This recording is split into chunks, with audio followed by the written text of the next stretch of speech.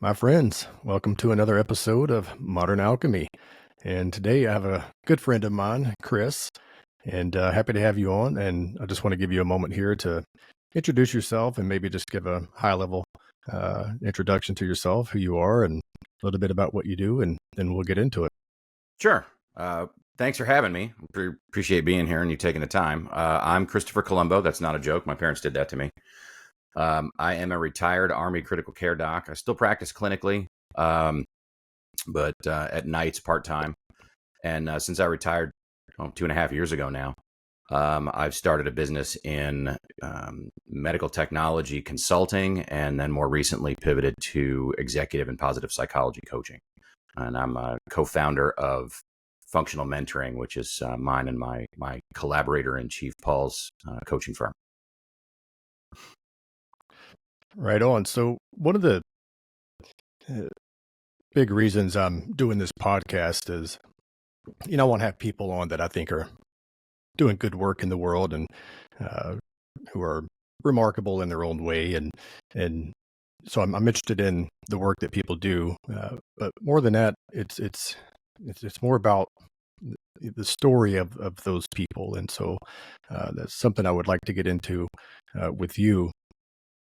And of course, what you do and more of who you are will come out in all of this. But really, too, it's like when you're an expert in something and you have a lot of experience in whatever your domain is, you're going to be able to speak technically, and you're going to be able to expound on the knowledge and the utility of that too.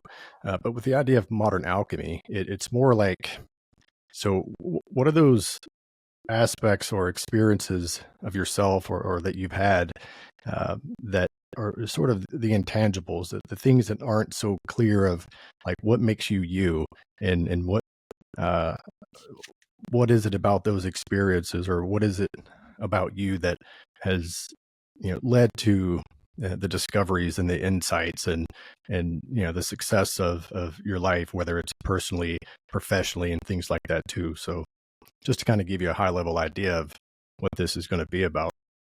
So I'll start with this question, and it's kind of a deep question and uh, broad and open ended, but who are you and who are you becoming?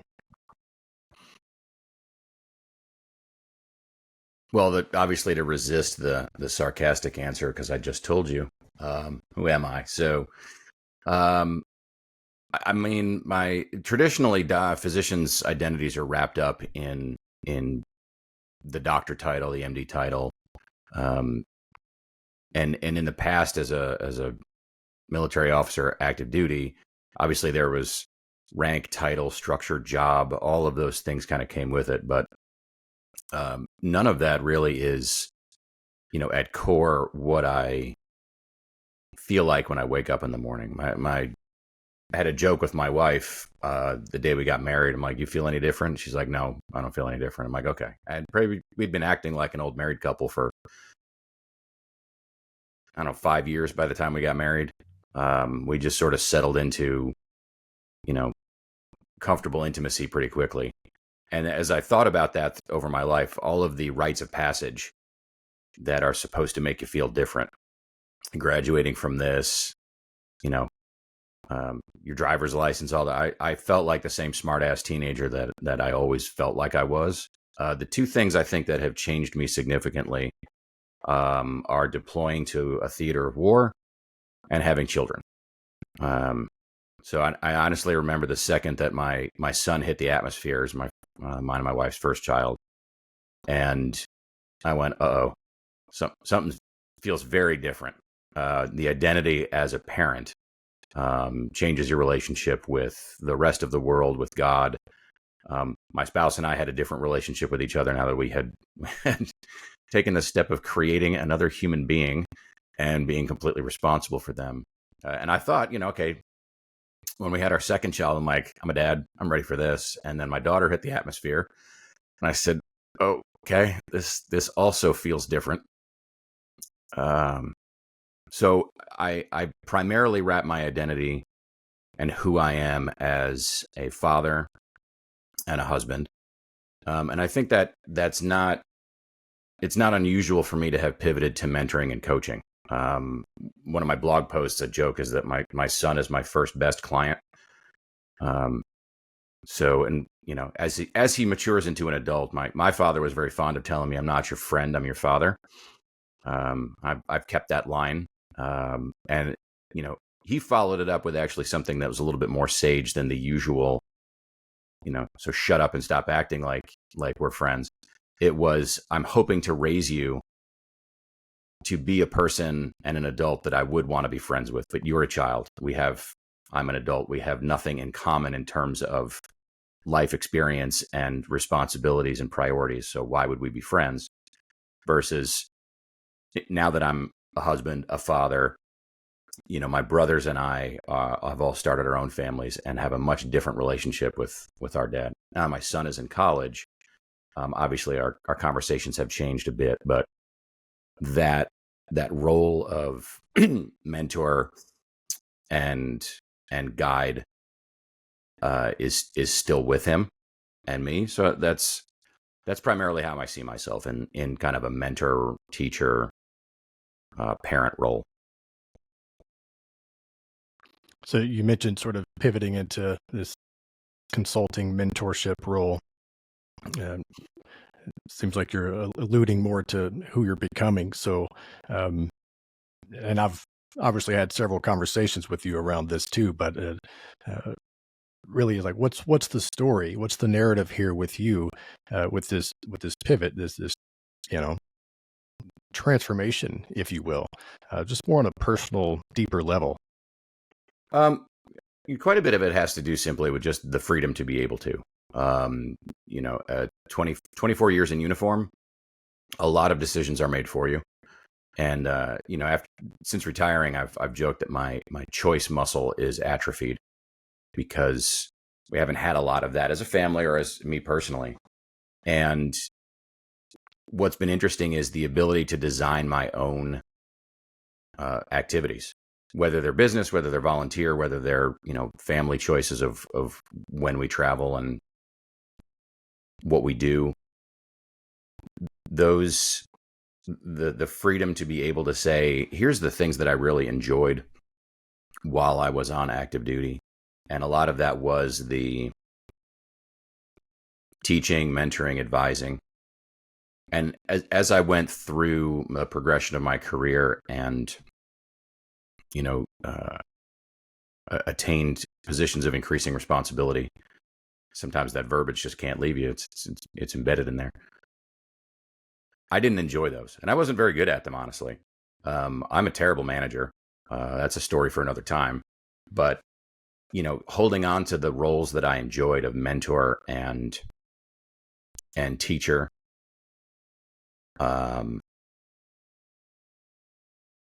it rubbed a lot of people the wrong way. It got me accused of favoritism in leadership roles. The ability to be an authentic individual leader with your own personality and style, and the grace to fix those things when, your authenticity is not appreciated by other people or is inappropriate for the situation. I don't have those problems as a solopreneur. I have enough grace that I give myself, and that's a completely different experience. And I get to hold on to the things that I loved doing and that give me energy, and shed the things that, I was on a meeting last night with my positive psychology professional group, and somebody mentioned the idea of energy vampires. And I think energy vampires can certainly be people, and they can also be activities. There's just certain things that we're called to do or required to do in positions of responsibility or in things that we voluntarily undertake that they sort of come with the deal, even if you don't want them. And there's less of that now. That's earned slowly over the last 25, 30 years of, my education and my career. But I think the impetus really was, what am I called to do? As a physician, I really did see that as a calling when I went. into it. I mean, obviously when I was 10 and I said I want to be a doctor, it's because I liked people and I liked science. And, that sounds like a giant cliche, but it's really no more exciting than that. I liked helping people. And the most interesting thing we did at school was anything to do with biology and the human body. So it was just sort of natural. My parents certainly encouraged it. And my mom's an Italian immigrant. My dad's the son of immigrants. So the idea of a doctor in the family, they were all smiles about it. And it's not a, a culturally pressured choice or anything I regret. That's why I still practice. And the funny thing is, I practice in the middle of the night. So I'm a critical care physician. And I was asked as I retired, are you going to go into an academic position? Are you going to go into a private practice? Are you going to be a department chief? I retired as a department chief. Are you going to go find an equivalent role in the civilian world? And I said, absolutely not. I'm going to find some part-time work as an intensivist for practices that need that help of, they don't want to cover nights. I love working nights. There's none of the administrative nonsense. There's none of the extra responsibilities that have nothing to do with clinical care. There's me at the bedside with my nurses and critically ill patients and their families, which is all of the bits that I loved about working in a hospital. I get to keep those. And everybody says, wait, you're working nights? Isn't that going to burn you out? Like, it's not your schedule that burns you out. It's a mismatch between what you feel called to do and what you have to do. And when I could shed all of the things that I didn't want to do to be able to pursue the thing that I'm called to do in clinical medicine as a specific out of many things that I feel called to do. I'm going to start some night shifts Monday. I'm going to do 4 12s in a row. I used to do 7 12s in a row. I'm just getting too old for that. I don't want to be away from my family that much, but 48 hours in 4 days. I'm energized by the end of it. Normally I have to hibernate in between shifts to do a Monday through Thursday, just to make sure that I'm sharp enough for the next shift. And then Friday morning, it's a cup of coffee, it's a drive home, and I'm usually up for the rest of the day, because that's to do something that you feel called to do and to be able to do it in a way that avoids the energy vampirism. It's energizing as much as, physically it's fatiguing. Well, it's interesting. You talk about the sort of balance between getting to do what you're called to do, and then there are the things that you have to do, sort of the mundane aspects of that are, maybe inherent in that. And it seems like a lot of people really struggle with finding an optimal ratio of getting to do what they love or what they're called to do, and the things that they have to do. And it sounds like, over the span of your career and the way that all of your experiences is culminated into where you are now, that maybe you've found, I don't know if sweet spot may be a bit of a stretch, but you tell me. Just kind of interested in an idea of that balance, that ratio, because it's kind of enviable, Well, and it priorities shift as you go through life. So I certainly felt called to service in the military. Practically speaking, it was a great way to pay for medical school. It was fantastic training. Again, some of the most interesting medicine I've ever practiced has been in a deployed setting. And honestly, some of the most fulfilling cases I've ever been on, and best relationships that I've made with people have been through that. And as the career progressed and those fulfilling aspects became replaced by bureaucracy and a model of leadership that was a little bit templated and pigeonholed. And I don't want to slag on my former employer. That's definitely not my purpose this morning, but it wasn't me.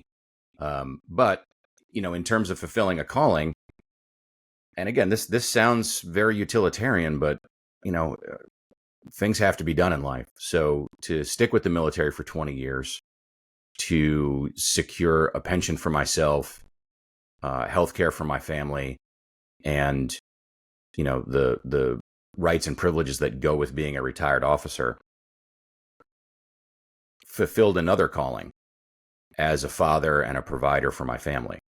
So how could you put up with that? Why didn't you just leave when you didn't like it? Well, there's a lot of things in life you're going to do that have aspects that you don't like.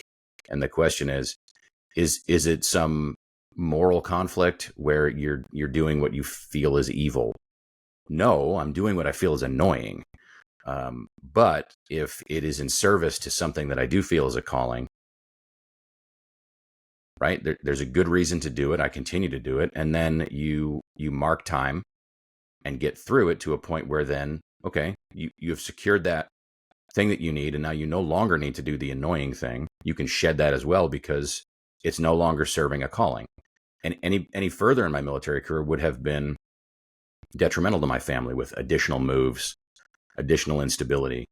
So it's really no different than, somebody going to college to get their degree to do the thing that they want to do. You can't just roll out of bed one day as a teenager and say, I'm going to be an engineer. Sure, you can build things in your garage and you can Steve Jobs and Wozniak and Bill Gates your way through it, but even they had to do hours and hours of study and practice in computers and technology. And that's work. It's not formal. They didn't get college credit for it, but it's more work or the same amount of work as anybody else who's studying physics, studying the math, and going through a program like that. You just have to do certain things to be able to do certain other things. So the question really is what calling are you serving, and how much time are you willing to put in to get to, as you said, the sweet spot? I'm almost 50.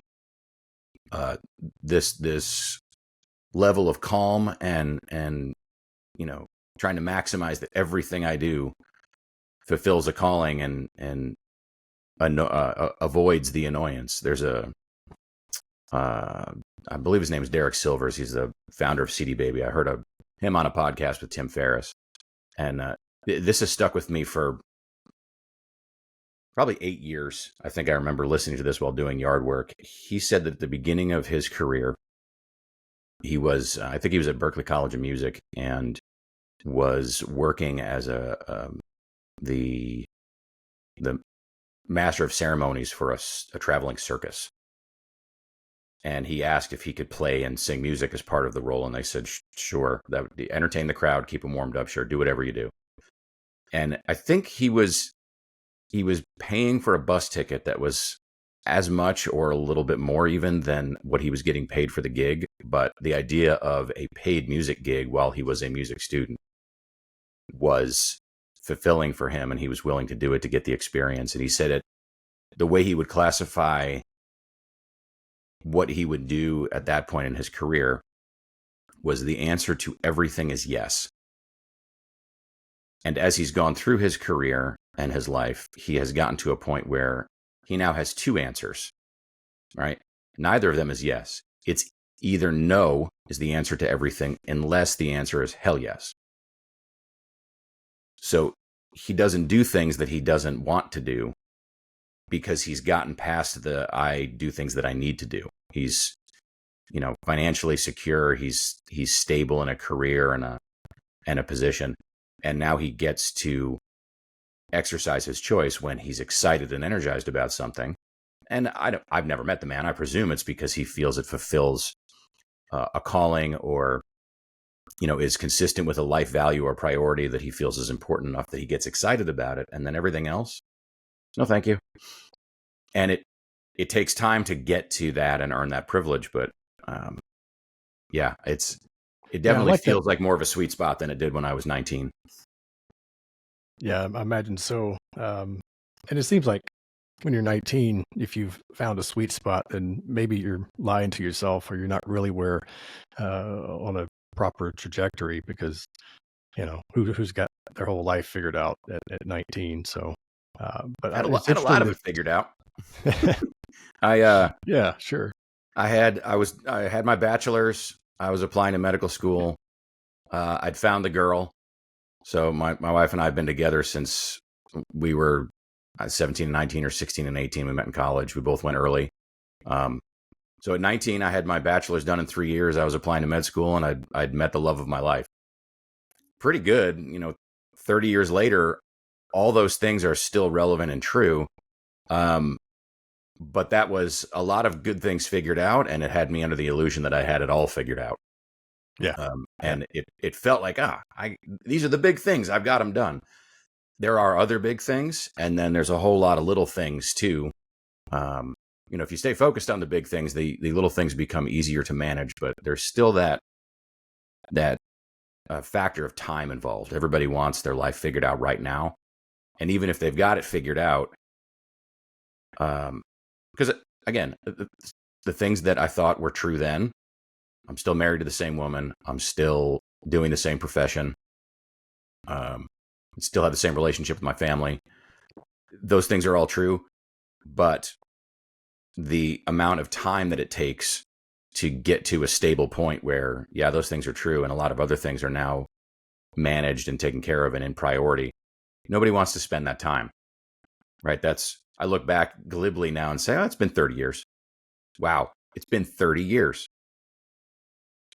And that's how long it's taken to get to this kind of point where, I have that kind of control, and I have that kind of, ability to really focus on priorities and values and not worry about the other things. I want to go back to this notion of saying yes to everything. Sort of, it's in the service of something higher. There's this higher, hopefully, proper good and moral aim, if you will, and sort of it's subservient to that. And you sort of followed up with this notion of it's either a no or a hell yes. And the way that I look at that is it's an enthusiastic yes. And enthusiasm, I think the origins of that word means to be filled with God. And so I like that idea of like, hell yes. Maybe it's a bit funny thinking about right. The synonym the divine while right? invoking the profane. Yeah. Maybe it's like hell no, enthusiastically yes, maybe. But yeah, it's if you are properly oriented towards what is good and right and divine and sacred and holy and whatever adjective you want to throw on there, that it and I heard someone say sort of make this distinction a little bit between easy and ease. So like maybe it's not necessarily easy, but there is some ease of life whenever you enthusiastically say yes to the things that are subservient to the transcendent good, the higher aims here. So just kind of curious what your thoughts are on that. I'm gonna nitpick your language just because that's my want to do, and you should be used to that after a couple of years. So subservient to the higher good. I don't want anybody to misinterpret that as the ends justify the means. In our current climate, especially, people will do all kinds of things that they feel are serving what they feel is a higher good. I would rather be consistent with the higher good, and I may be doing things that are utilitarian. Again, is it? At the end of the day, is it a moral decision to deal with the bureaucracy of the army? It's neither. It's why am I doing it? It's not really causing any evil. It annoys me, and I don't want to do it, but I did it. And why? Well, it was in service to my family. So that's not an ends justify the means argument. It's you do what you have to do, but if I was called to do something amoral and evil in the military, then I would have been like, well, the pension's not worth it. And there are some people that feel that, the global war on terror was immoral and they would not have joined the military. Okay, that is a consistent position. If you joined it with the idea of, well, I like the pension and I'm okay to, sacrifice what I think is consistent with what I feel is good and moral, that's problematic. But there's a lot of misapplication of that idea of I'm doing something subservient to the good. I like to think of it as consistent morally with that good. And you mentioned enthusiasm as being close to God as the root. That's a very Catholic notion of sin. Is what is sin? Is something that separates you from God, and the whole notion of the original sin and being cast from the Garden of Eden. That story, whether you take it literally or allegorical, is irrelevant. The idea is, what was the greatest punishment that could have happened? It was self-separation from God, and what everybody's trying to get back to is communion with God. And again, that word communion is not accidental, right? Again, you don't have to believe in Catholicism, but these notions are timeless and fairly universal amongst other faiths, other religions, or even, if you have an religious philosophy, you are still trying to get into communion or consistency or joining with what you feel is your higher order. So that's So me tell nitpicking me that language, definition. but Yeah, tell me that precision in definition of language is one of sin. my pet peeves. No, I'm right there with you, man. I know we've had some good conversations on the nuances of language. Speak to that one more time about what you defined sin as. Well, it's not my definition. Well, I read. I was before I left high school to go to college early. I was in a Jesuit college prep school, so I will thank the Jesuits for this, and C.S. Lewis. That's there's lots of messages in Narnia, and the Screw Tape Letters is still one of my favorite books. It's and honestly, if anybody wants a kind of notion of sin explained to them in a metaphor, story, or an allegory that they can absolutely understand over the course of 100 and something pages, the Screw Tape Letters is fantastic. I And agree. the notion of sin as becoming separated from God, and the notion of goodness being in alignment with God, right? It's I did evil to another person. That is one way to think of it, as sin. But why is that evil? Right? And it's the idea of actually having a definable moral order, right? Not a relativistic moral order. I'll try to avoid. I've only had one cup of coffee, so I'll try to avoid an anti-postmodernist rant today. But I know it wouldn't Rant upset you. away, But man. yeah, exactly. I don't know if we have time for my full rant on the topic. I have time. Maybe episode 2. But the notion of becoming closer to God is as the goal, and sin is something that removes you from that goal or removes you from God. And the story of original sin is more understandable in my opinion, looking at it through that lens. Well, what did they really do? They intentionally and actively and purposefully, Adam and Eve separated themselves from God. Oh, okay. That is an enlightening way to look at that story, and also to think of sin. And as you look back on things that you've done that are in line with your moral code or out of it, that's a pretty good way to categorize those things and make sense. That adds some depth to my understanding of sin, and sort of one of my go-to um, definitions, or at least a starting point when I start to think or talk about sin, is sort of that origin of to miss the mark. Obviously, it's sort of an archery term there, and I think it works, right? But the separation from God, I like that because it adds some depth to sort of the notion of sin in a simplified, way to at least start talking about it. I've been thinking about like sin and redemption a lot for a long time. And so I kind of think of, and this is just my own thoughts here, but as sin is something that impedes the thing that needs to be developed within us psychologically, spiritually. And so when we sin, we miss the mark, we separate ourselves from God, is that we actually create this blockage or this impediment to who we could be. And that redemption is I think it's generally looked at as I have to admit my wrongs, confess my sins, really to sort of get the guilt off of me, to at least not have that in my life. And maybe even a more cynical way is like I have to get God off my back.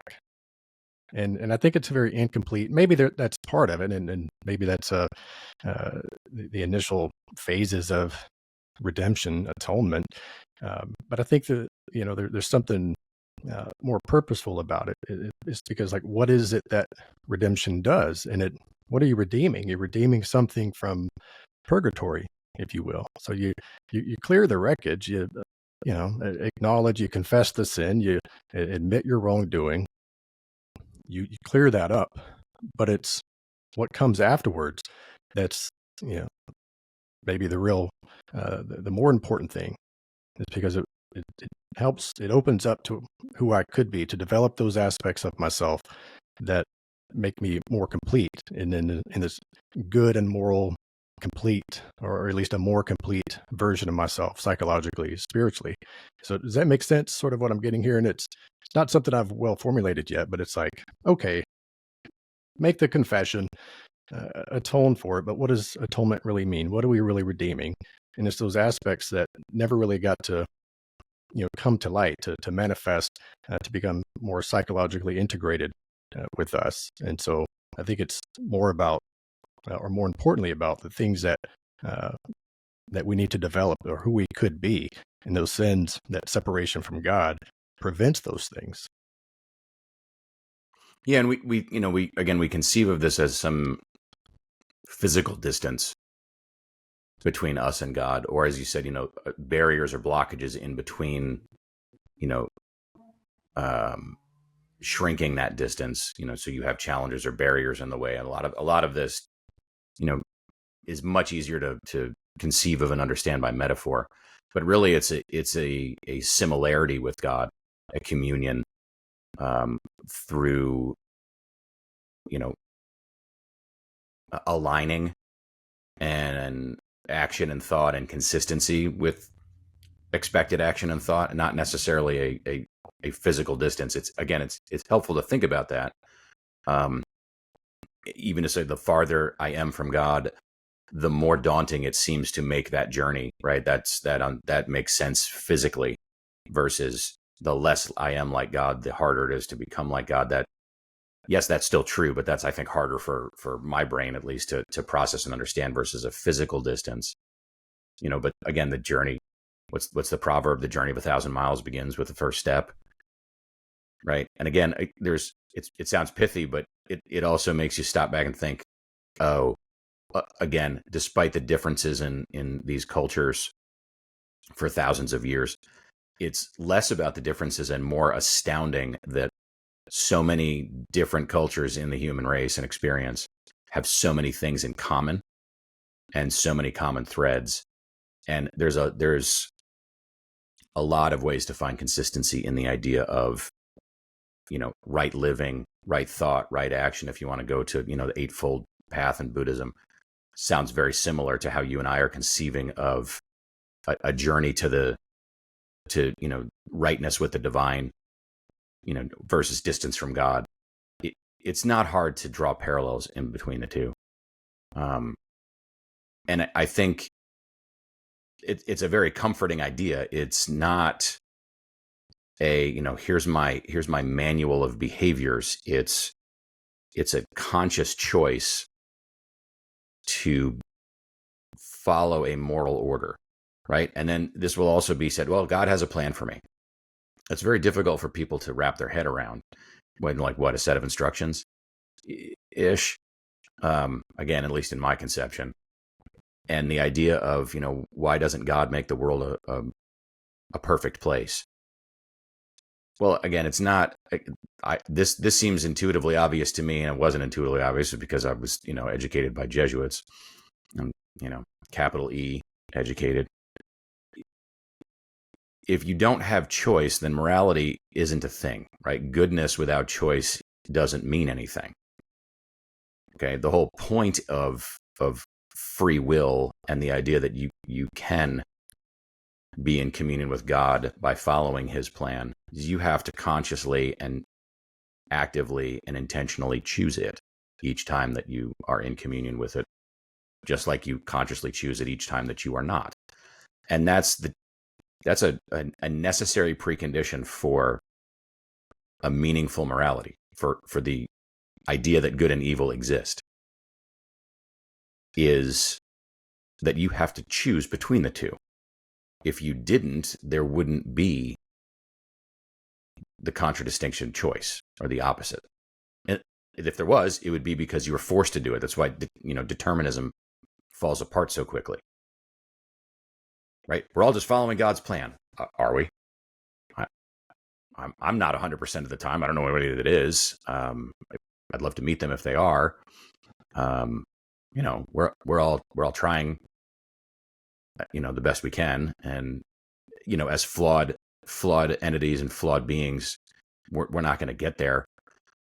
But I honestly think that's an easier way to think of it, in terms of, okay, why do we have this choice? Well, it's a necessary precondition for morality. So think of it as morality came first, and then choice is a necessary result of an actual moral order.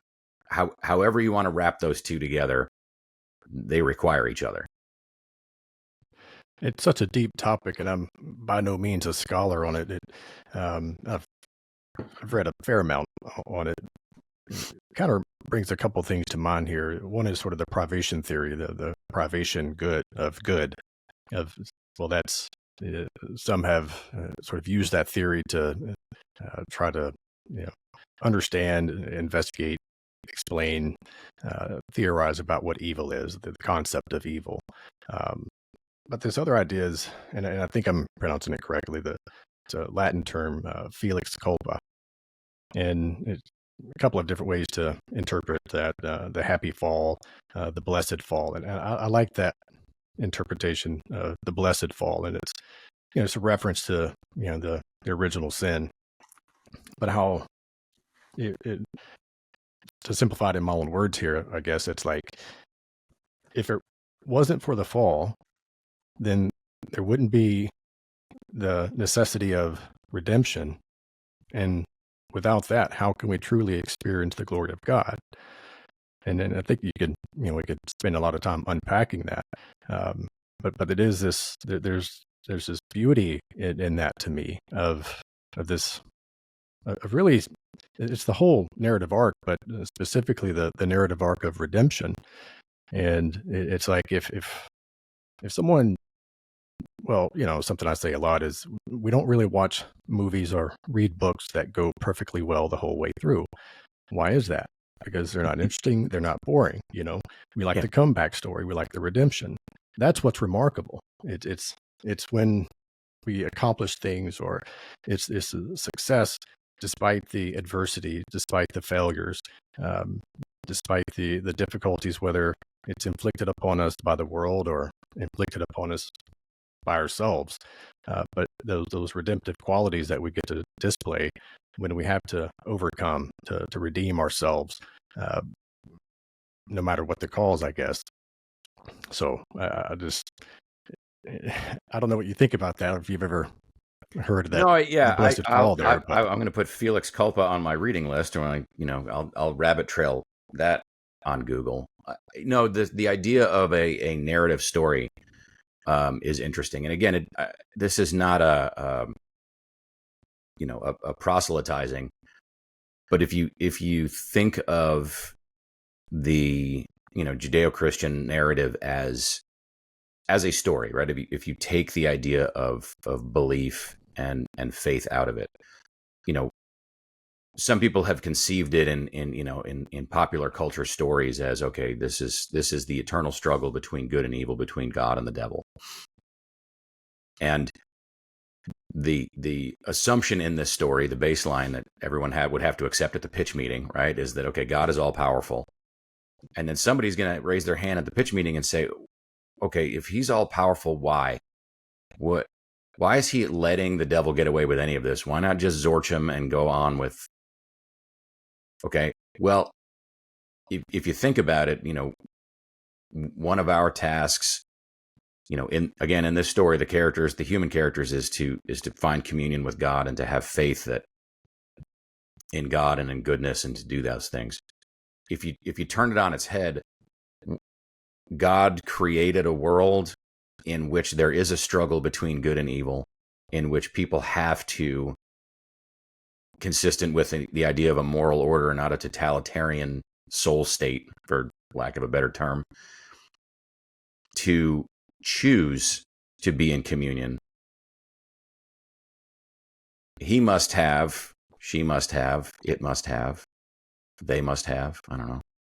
Pronouns are problematic today. God must have incredible faith in the nature of goodness and the nature of, humans that he created, that he's willing to do that and be like, yeah, they'll do the right thing. They'll be consistent with my plan.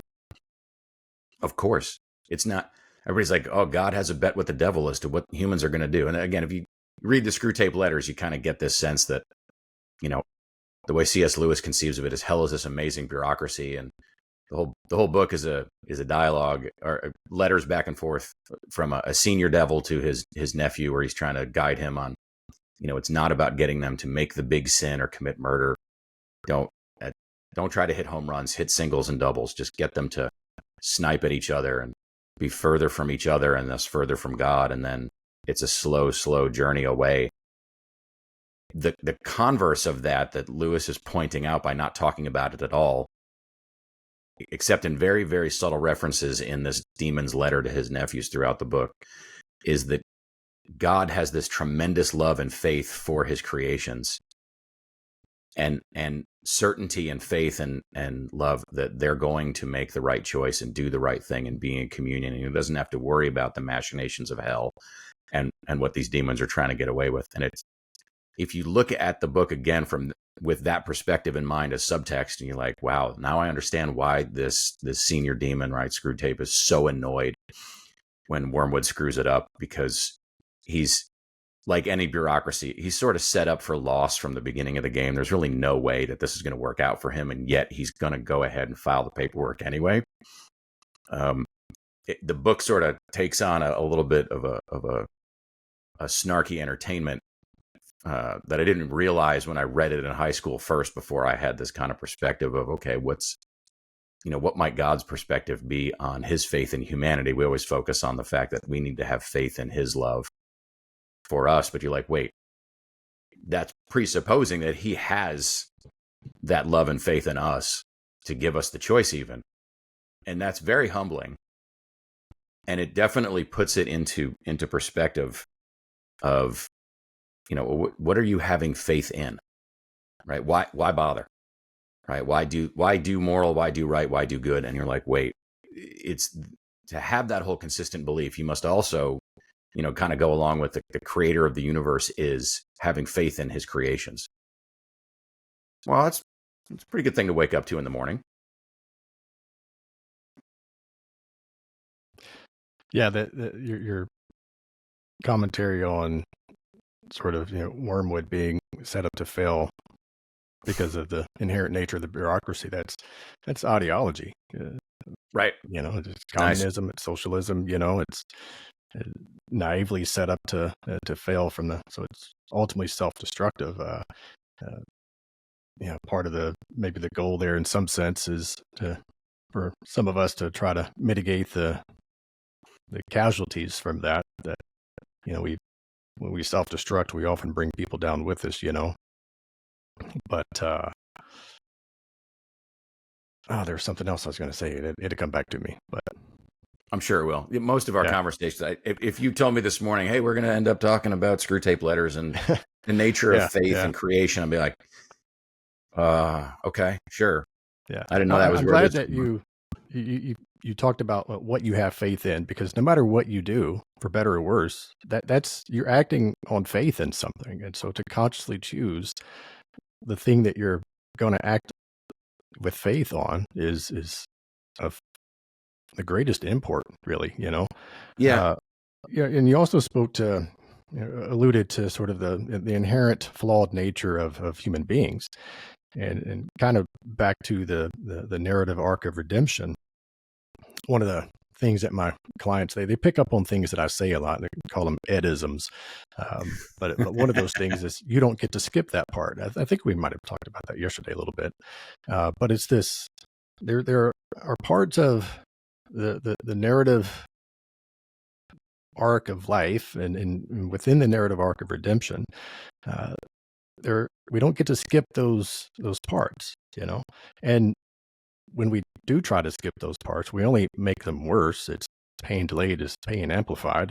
But I've given a whole lot of thought, and again, they're all my own thoughts, but I can't shake them. And one aspect of this, and I'm going to get into it. It's, I've always been a little reluctant to speak about it because it could come across as blasphemous, and I don't want to do that. But I'm curious, and it's an inquisition to this thought. But so a high level here, the way I see this is, Christ has his mission and he fulfills it.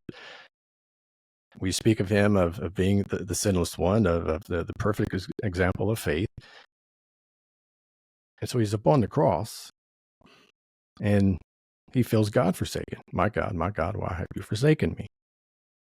And I've talked to people, believers, and just more of a curiosity, not even an assertion of what I believe that means. I'm trying to interpret that and find the significance and meaning of that. And a common response I get from that is they sort of downplay that. Oh, well, that was really just kind of him showing that he's a human and things like that. And I'm like, but I don't think that would be put into scripture as something that is just a filler for the story. Because to me, it's like, well, what if it is the case that Christ really did feel God forsaken? And would that be an indication that he wavered in his faith? And that's sort of the blasphemous part, potentially the blasphemous part. But when you think about, what the narrative arc of the human story is, and there's the narrative arc of redemption, that whole process there is that, well, and certainly in my clinical experience, people come in, and when you drill down enough, and maybe they don't say it in those particular words, but usually they do say it in some sort of like mythical religious language. But fundamentally, the pattern there is they feel God forsaken, lost, directionless, But that's an important part for any of us. But speaking to my clients here, that's one of the most pivotal parts of really feeling like you feel God forsaken, but it's what that predicates. And that, after that, it is finished and Christ dies. But what happens after that in the story is there's the descent into hell. Even in 12-step recovery, the first step is we admitted we were powerless. So there's this directionless, I have no power. I feel God forsaken, fundamentally. So there's the wavering of faith, the experience of feeling God forsaken, whether, doesn't indicate that God has forsaken us, but it's the feeling of that. There's this wavering of faith and this feeling of loss, this powerlessness. But it's almost like that is necessary to take that descent into hell. So there's this psychological or spiritual death and rebirth component to this. But what do? You go down and you redeem the souls from purgatory, so to speak, and you redeem those aspects of yourself that have been just waiting there to be developed, to be integrated into your psyche. But then once that takes place, you return, you ascend from hell with salvation, freedom, ordered freedom. So it seems to be these very important pieces of that arc. And so kind of tying that in a little bit with the Felix Culpa, the blessed fall, it's like, well, we're all suffering the consequences of the original sin. So like it or not, these are our circumstances of the human story. And I think it's really important to, one, recognize that these are parts of the story. And it may be the most unpleasant thing to feel absolutely powerless, to feel God forsaken. But if you can at least recognize that, okay, well, this is part of the story. Now, what are you going to do with that information? You still have a choice here, like you're going to descend either way, and you can descend unconsciously, naively, blindly, and willfully so, or you can try to be conscious about it. You can try to be forthright in this part of the journey and make the most of it. But I think what I'm getting at here is this element of, we're inherently flawed, but kind of maybe back to your point in some sense of what's going to be our choice in that, and that's where I do struggle with this deterministic views that some people have. It's like, it takes away the beauty of that's possible if we consciously and forthrightly engage with this process. And we don't get to skip any of that. And we can either engage with that, and it's what's the buffalo who head into the storm and the cows who run from it. It's that, that analogy. I don't know that one. Yeah. So there's a storm coming. Buffalo head into the storm to shorten the storm, but cows will run from it, and it actually prolongs their time in the storm. So the idea is, storm's coming, confront it forthrightly, and you're actually going to be better off. Yeah, you're adding all kinds of things to my reading list today. Buffalo Storm. Okay. Lot to unpack there. Welcome to modern alchemy. Well, and this reminds me of one of mine and Paul's rules on FunctionalMentoring.com. Right up the, we put up ground rules, and one of them is words mean things. So, usually that's just the Christ's moment of feeling God-forsaken is described as his moment of doubt and pain. And like you said, most people just, it's just his moment of doubt and pain. He was human. Stop. Words mean things. Did you notice that even as we describe it pithily and trying to dismiss it, doubt and pain go together? And you can glibly say that was Christ's human side, or you can stop and go, it was important. Again, whether you believe it or not is important. And the story was important in reality to reflect that Christ was fully human, even while being fully divine. And as you point out, you can't skip that part. What was next was his moment of doubt and pain. He died, right? It is done. And then it's 3 days before he comes back. Okay, well, the point was he's going to conquer sin and death. Well, how do you do that without actually dying? That'd just be like a kid saying, what are the rules of Calvin ball? I win. Right? Do we play the game? How do we know that you're better at this than I am if we didn't actually play the game? How do we know that, God is more powerful and even in human form can conquer sin and death unless he actually does it? It's like, why do we as a species so involve ourselves in sports? Because the outcome is in doubt. Without doubt, how can you have faith? Or without faith, why would there need to be doubt? Right? Certainty is the opposite of those two things. It's the opposite of both faith and doubt, right? I believe this, right? Well, what turned from I have faith that he's going to do this is that I have certainty that he did this. In the moment, we didn't get to see it. And as you said, the human experience is fundamentally one of faith. I'm a scientist. And I once got into, it was probably 3:00 in the morning, which is why this ended up precipitating a rant, is that somebody was talking about, we're gonna review charts in the hospital to see if care happened. I said, I don't want to quibble, but you're going to review charts to see if somebody wrote something down. That's all you can really tell. How do you know that the person did the thing that they did and wrote it down versus I didn't do that, but someone's going to check, so I'm going to write it down? And this quality assurance type just looked at me horrified that was even a possibility. I said, great. At the end of the day, your entire premise, your entire job, your entire function in this institution as a hospital is predicated on the faith that the clinicians, doctors, nurses, respiratory therapists, nutritionists, doesn't matter, physical therapy, they not only wrote it down, but they're writing down what they actually did. We can get into a separate discussion as to whether that is accurate, but that's the premise upon which that's all built. And that what precipitated the rant was, it's interesting that the things that I was allowed to do because that idea of faith in the clinician at the bedside was, even if it wasn't actively acknowledged, it wasn't downplayed, right? So the gag was, you need to call this person and this person and this person in order to have permission to do that. I'm like, that's hilarious. They go, why? I said, because I can order lots and lots of medications that put a person's life at risk, or fail to order those medications that put a person's life at risk. And nobody thinks twice about that. Well, you're a doctor. Okay. So you can't say that about this other thing where you're going to, check the chart and we have to have 3 other people verify that we did this particular intervention to a patient because it's now someone's looking at this one, or this one became popular in the lay press. And people didn't like when I would say things like that. Well, what do you mean? How do you know that everybody in the hospital isn't lying to you in the chart?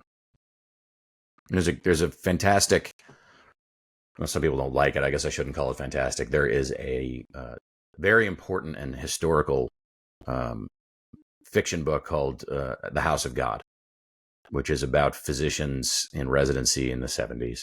And people say it didn't age well. There's a lot of sex and drugs and inappropriate workplace behavior in it. And you're like, time and place, guys, don't stop arguing. Let's just see it for what it was. And one of the things that in the book that the interns and residents are told is, hey, buff the chart, right? Because they were separating the amount of potential harm that active medicine can do versus letting people have time and space to heal while they're patients in a hospital. And the way they would get around that is write all kinds of investigations and lab results and studies and procedures in the chart. And then the attending physician and the chief resident would come and look, this chart is fantastic. You're taking great care of this patient. And the intern's like, yes, I am. Doing none of it and letting the patient heal. Now, I'm not endorsing this as a means of taking care. I kind of grin at it because I've read this book 4 or 5 times throughout my progression, and it resonated very differently when I was an attending in a war zone than when I was a third-year med student on call at the VA. But the point is that people may deny that faith is necessary in life, but they're deluding themselves. And it doesn't matter what you logged on to that website to look up that news story. Yeah. How do you know that the person who wrote it is actually writing what they saw and telling you the truth? And they said, well, and once you get somebody to stop, put their coffee cup down and grapple with that. Wait, I could doubt everything. You could. Unfortunately, the questioning of faith could be, the express train to nihilism. However, if you just stop and think how many things that you do on a daily basis, right? Have you ever seen subatomic particles? I've actually looked through an electron microscope while I was in graduate school, but right, the faith in the people that built it and designed it so that I know that I'm seeing what I'm seeing. I have a great deal of faith in the consensus and experience of scientists going back to Aristotle, right? Because if I didn't reproduce everything that they've ever done for myself, right? The doubting Thomas, right? Let me put my hands in the holes. If you think about doing that for science, history, law, that's a lot of stigmata to probe. Yeah, it's one of those things. If you assert this denial of faith that is in fact predicated on the faith that there is no such thing as faith, or whatever you are saying faith is, it's right. Every action we take is predicated on faith in something, no matter what direction we go on. We can't have absolute certainty with anything in life, and really, nor should we. It's impossible. And so at some point, like maybe we have some fundamental information, we make our best guess to commit to something or another, but you're really acting in faith on the permanence of something, and hopefully that the permanence that you're having faith is something good and moral and transcendent, or impulsive. And again, it's it's everything's on that continuum, right? Whereas some people have those are flat earthers. Okay, have you circled the globe? Right, John Glenn and Alan Shepard were the first 2 Americans to do that, and a Russian had done it before them. Have you done that and seen it for sure? No. But they put pictures and videos, right? And there's people that think the moon landing was staged and all those pictures and videos are fake. Where does it end, right? At some point, you just literally have to shake the Etch-a-Sketch to be blank and be like, okay, yes, faith is a necessary component of a functional existence. What you have faith in is not what I'm telling you to do or not do, but you have to accept faith as a necessary concept for the act of living. Proceed as you wish, but I'm sorry, that one's there. That one, like free will, right? Determinism, certainty, it all collapses on itself as a house of cards, morally and intellectually. And it's I don't know. I guess the only way I can cope with it is that it is a bit comical to watch people spin when you point it out to them. And it's not very difficult to find something that someone has faith in. They just haven't thought of it that way. A lot of people will faith immediately. They go to God. Well, I think the danger in that is it invariably leads to straightaway nihilism. Mm-hmm. And people will insist they're not nihilists, but they'll insist they don't have faith in things. Like, stop.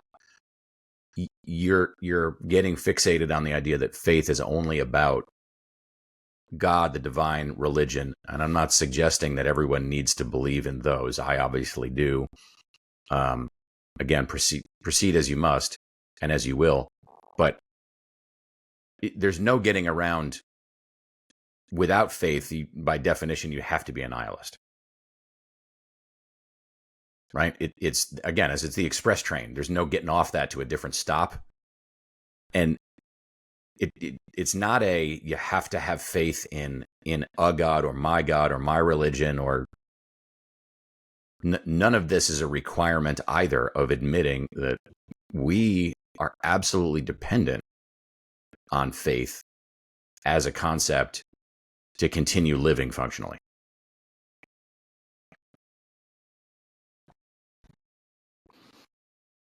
So, obviously, this has been an interesting conversation. More to follow, I'm guessing. Yeah. Always. So, I want to hear more about your mentorship endeavor here, and maybe it would be interesting to sort of speak to how that's come about, not just with your experiences, but maybe with your experiences regarding these topics that we've talked about today, with faith and sin, redemption, this whole the whole narrative arc of that.